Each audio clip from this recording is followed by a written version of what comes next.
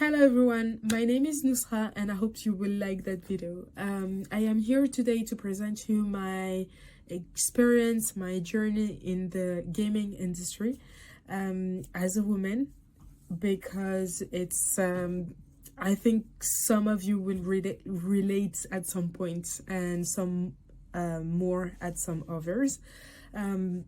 Basically, I think I can start my journey when I was 5 or 6, and I think most of us in this industry right now are have some link with the gaming industry, thanks to their experience they had when they were young.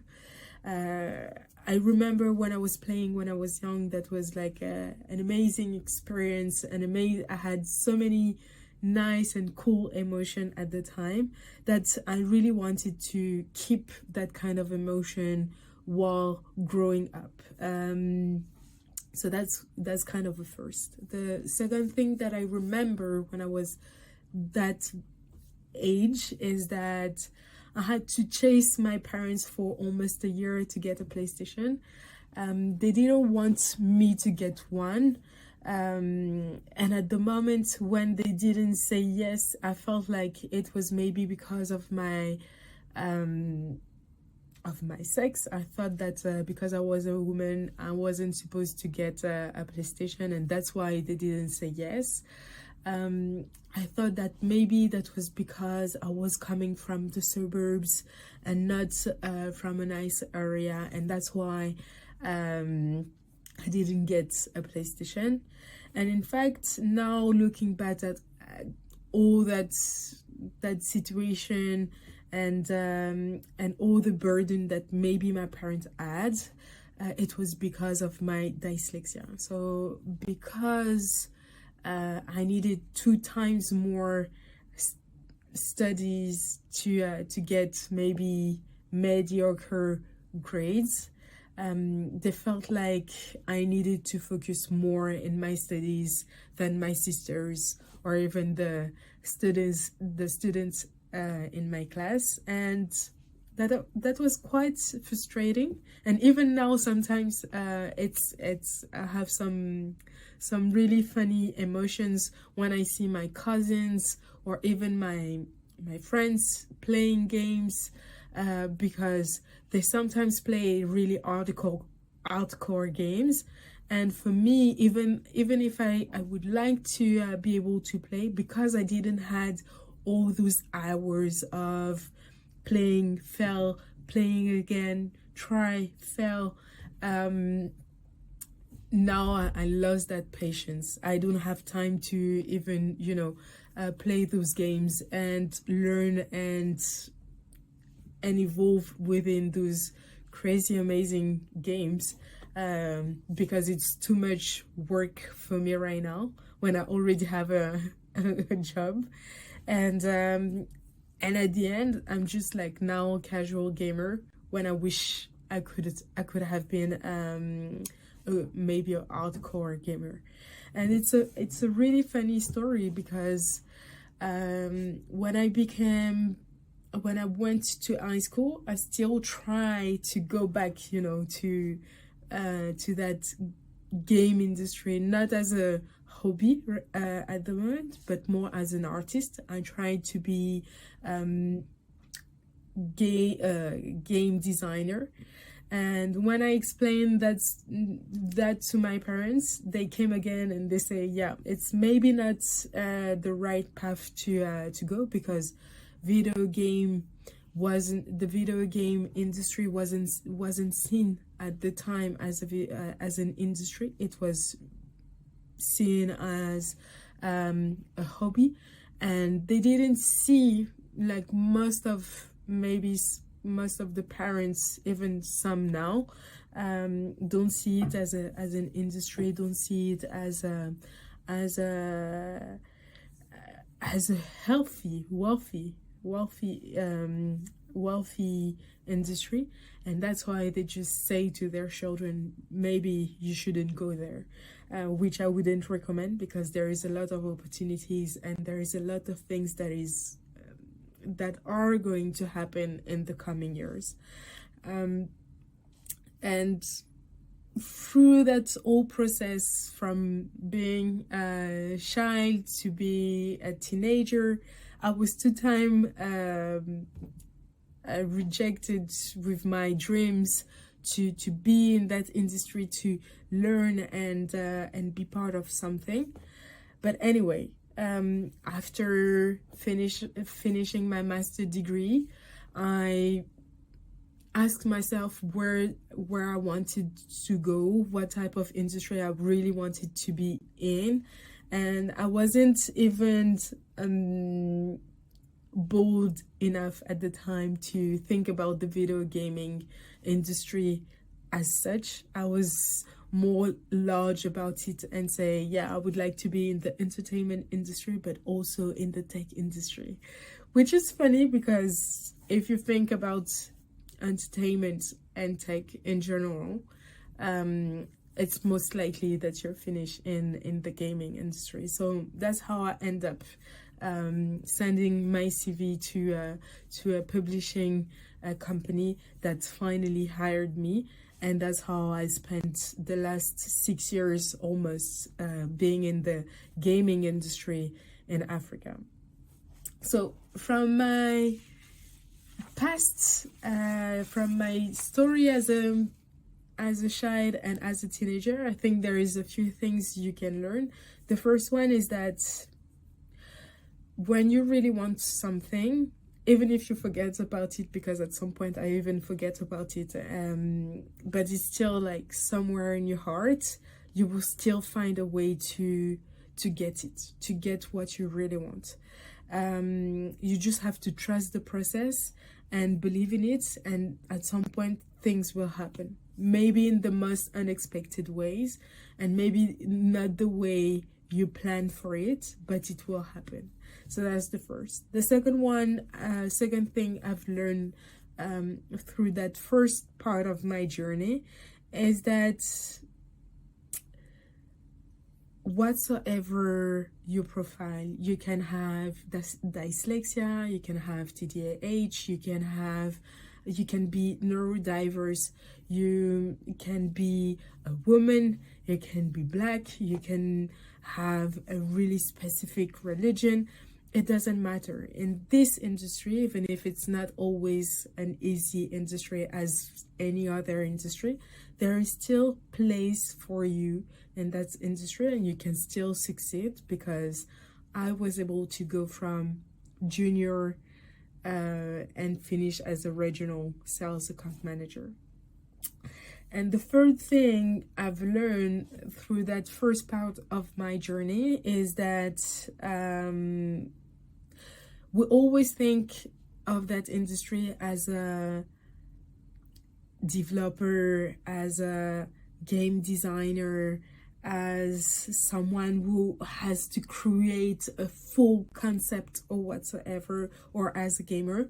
But basically there is so many ways you can approach that industry. For me, it was as a sales, as an account manager, and then it evolves through the time and through the years. But I believe that even for you, you can start being in that industry by being an accounting or a lawyer, or even a business developer, or even create your own job, because there is a lot of things, once again, that is going to happen in the coming months and years.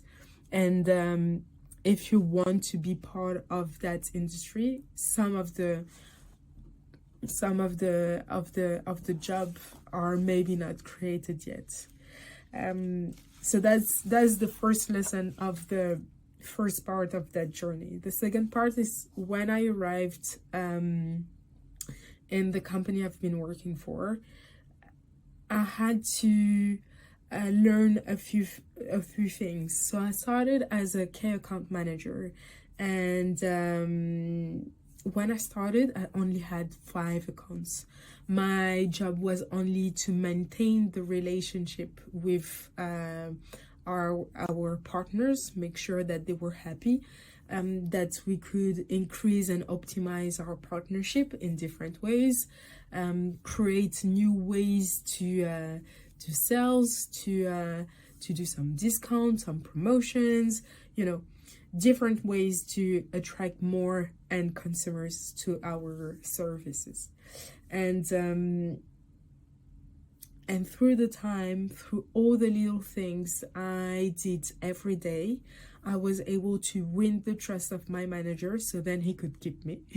So that's the first. And after that, he decided to make me a senior sales account manager, so then I could start prospecting, look for new type of clients, make sure that with those new clients we could create new partnership, make sure that with those partners we will optimize everything and start generating more revenue.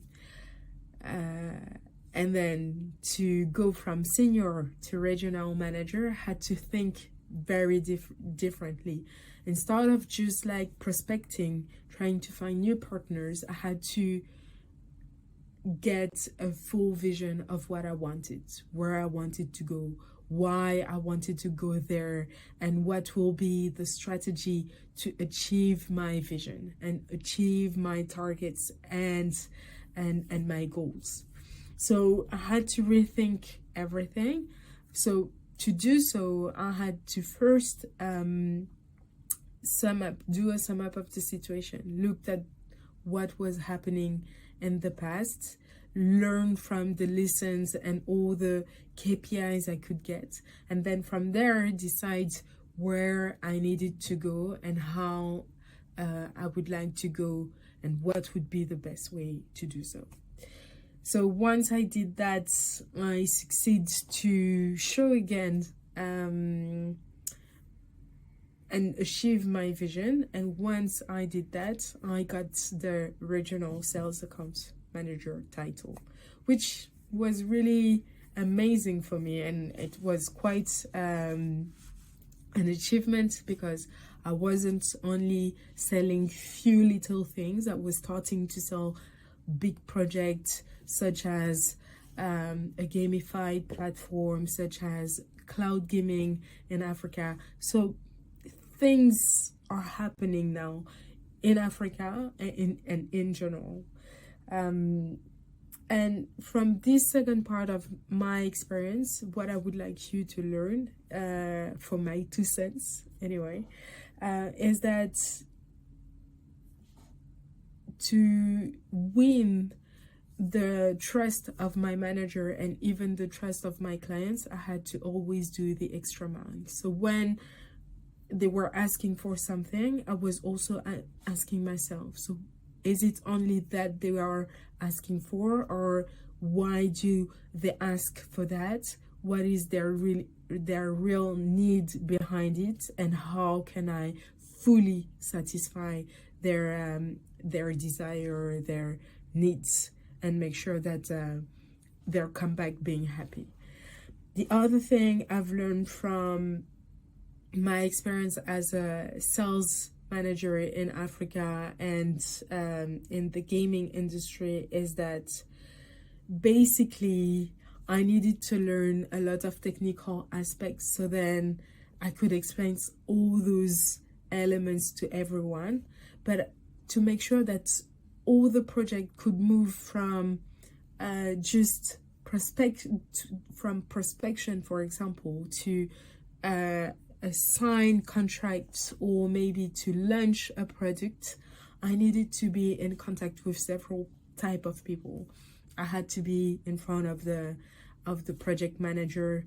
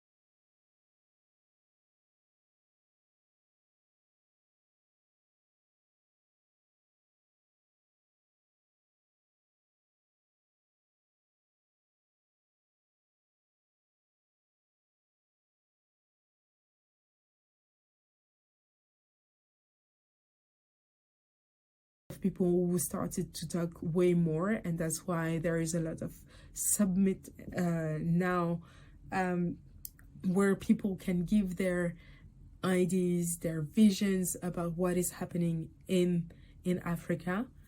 We still need to pursue and continue our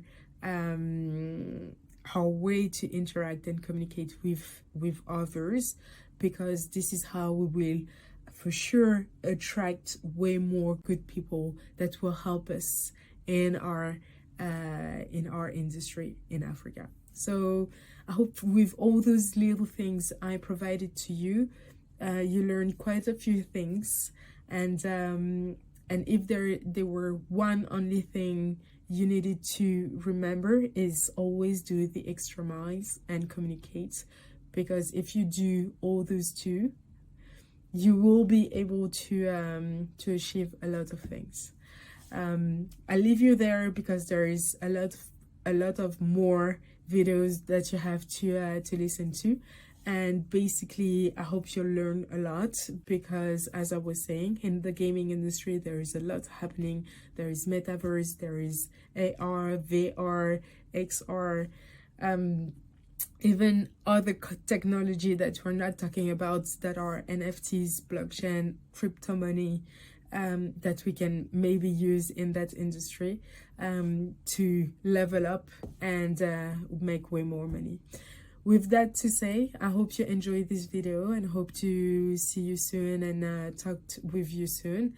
And anyway, enjoy the rest of your day. Bye bye.